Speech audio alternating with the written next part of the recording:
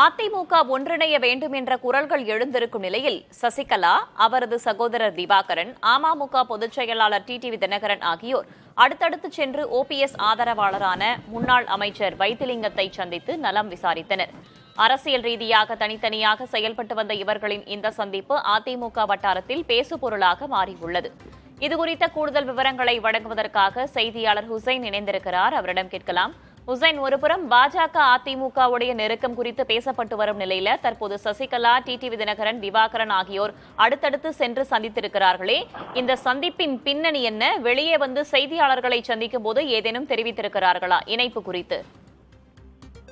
அதாவது வேதவள்ளி, தற்போது உள்ள அரசியல் சூழ்நிலையில பாத்தீங்கன்னா அதிமுக பல்வேறு பிரிந்து உள்ளது. குறிப்பா சொல்ல வேண்டும் என்றால், முன்னாள் முதல்வர் ஜெயலலிதா மறைவிற்கு பிறகு அதிமுக பல கிளைகளாக பிரிந்து செயல்பட தொடங்கியுள்ளது. தற்பொழுது 2026 ஆண்டு சட்டமன்ற தேர்தலின் பொழுது ஒன்றிணைந்து செயல்படுவோம், இதற்காக விரைந்து நடவடிக்கை எடுக்கப்படும் என கடந்த 2 மாதங்களுக்கு முன்பு வைத்திலிங்கம் செய்தியாளர் சந்திப்பு அளித்திருந்தார். அதுல பெரும் பேசு பொருளாக இருந்தது.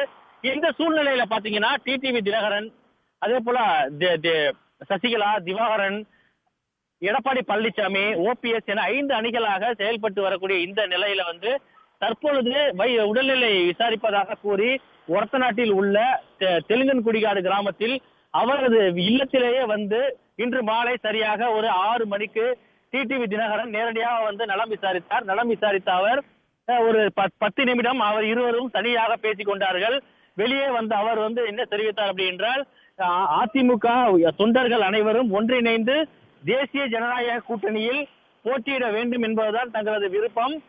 வரக்கூடிய சட்டமன்ற தேர்தலில் அதிமுக நிர்வாகிகளும் தொண்டர்களும் இதற்கான ஒரு முயற்சி எடுக்கவில்லை என்றால் தேர்தலுக்கு பிறகு இதற்கான முயற்சியை தாம் எடுப்பதாக தெரிவித்திருந்தார். இப்படிப்பட்ட சூழ்நிலையில் சென்ற அடுத்த 10வது நிமிடத்தில் சசிகலா மற்றும் திவாகரன் ஆகியோர் இணைந்து வைத்திலிங்கத்தை சந்தித்து சுமார் அரை மணி நேரம் தனியாக பேசினார்கள். பேசிய பின்பு வெளியே அவர் பல்வேறு கருத்துக்களை தெரிவித்தார். அவரும் ஒன்றிணைய வேண்டும் என்ற ஒரு கருத்தை தான் தெரிவித்தார். இப்படிப்பட்ட சூழ்நிலையில தற்போது 2026 ஆண்டு சட்டமன்ற தேர்தலுக்கு அனைத்து கட்சிகளும் தயாராகி கொண்டிருக்கின்றன. ஒரு புறம் கூட்டணி வியூகம் வகுக்கப்பட்டு வரக்கூடிய சூழ்நிலையில அதிமுக பல கிளைகளாக பிரிந்து உள்ள சூழ்நிலையில் தற்பொழுது 4 பேர் ஒரே நேரத்தில் ஒன்றாக சந்தித்திருப்பது அரசியல் வட்டாரங்களில், அதுவும் டெல்டா அரசியல் வட்டாரங்களில் ஒரு பேசு பொருளாகவே இருக்கிறது. ஏனென்றால் எடப்பாடி பழனிசாமி அணியில செங்கோட்டையன், அதே போல ராஜேந்திர பாலாஜி, மாஃபா பாண்டியராஜன் உள்ளிட்டோர் தனித்தனியாக கருத்து தெரிவித்து அவர்களுக்குள்ளாக ஒரு சிறிய மோதல் ஏற்பட்டு இருக்கக்கூடிய சூழ்நிலையில் இவர்கள் இங்கு சந்தித்திருப்பது அரசியல் வட்டாரத்தில் ஒரு பேசு பொருளாக இருக்கிறது. வரக்கூடிய காலங்களில் இவர்கள் இணைந்து செயல்பட வாய்ப்பு உள்ளதா என கேட்டதற்கு டிடிவி தினகரன் என்ன தெரிவித்தார்னா, அனைவருமே தேசிய ஜனநாயக கூட்டணியில் தான் இருக்கிறோம், தேசிய ஜனநாயக கூட்டணியில் ஒன்றாக போட்டியிட்டு தாங்கள் வெற்றி பெறுவோம் என உறுதியாக தெரிவித்திருந்தார். இந்த நிலைமையில தான் தற்பொழுது இந்த சந்திப்பு என்பது ஒரு பார்க்கப்படுகிறது. இருந்தாலும் எடப்பாடி பழனிசாமியுடைய ஒன்றிணைய வேண்டுமா என்ற கேள்விக்கு அவர்கள் தொண்டர்கள் அரசியலுக்கான சந்திப்பா, கூட்டணி வியூகத்திற்கான சந்திப்பா என்ற கேள்வியும் இருக்கிறது. இணைப்பில் இருங்க காதர் ஹுசைன், நம்ம தொடர்ந்து பேசலாம். முன்னதாக அமமுக பொதுச் செயலாளர் டிடிவி தினகரன் செய்தியாளர்களை சந்தித்ததை தற்போது பார்க்கலாம்.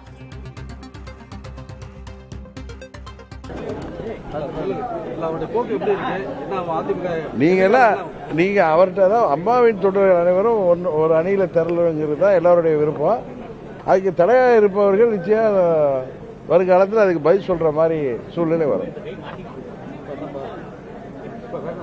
வேற எல்லாம் கேட்டாங்க.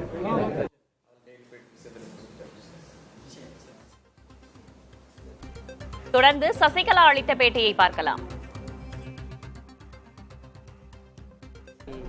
ஒருத்தர் பேசிக்கிறாங்க அப்படிங்கிறது இல்லை.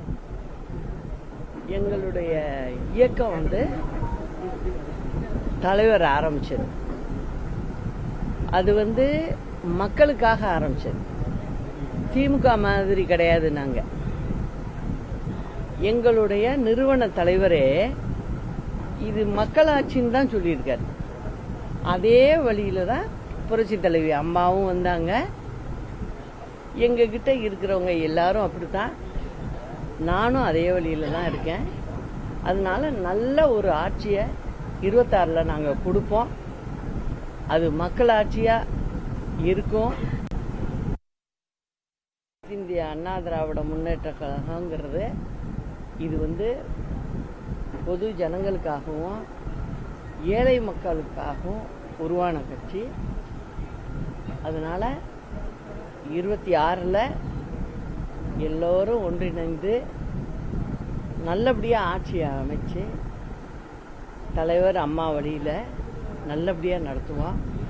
அது மக்களுக்கும் பிடித்த ஆட்சியாக இருக்கும். அப்படியே சொல்லிக்கிறேன். இது ஒருத்தர் முடிவு பண்ணுற விஷயமே இல்லை.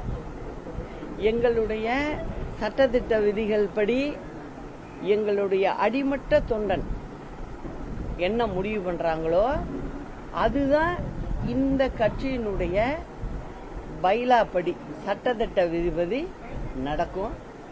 அதை நாங்கள் நல்லபடியாக செய்வோம்.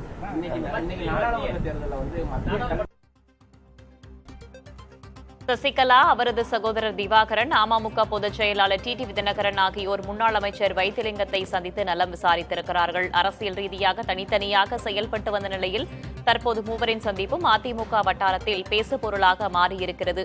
அடுத்தடுத்த நாட்களில் இது கூட்டணி குறித்த வியூகமா, அதற்கான அடிப்படையா என்பது குறித்து தெரியவரும். தற்போதைய தகவல்களை தந்தமைக்கு நன்றி காதர் ஹுசேன்.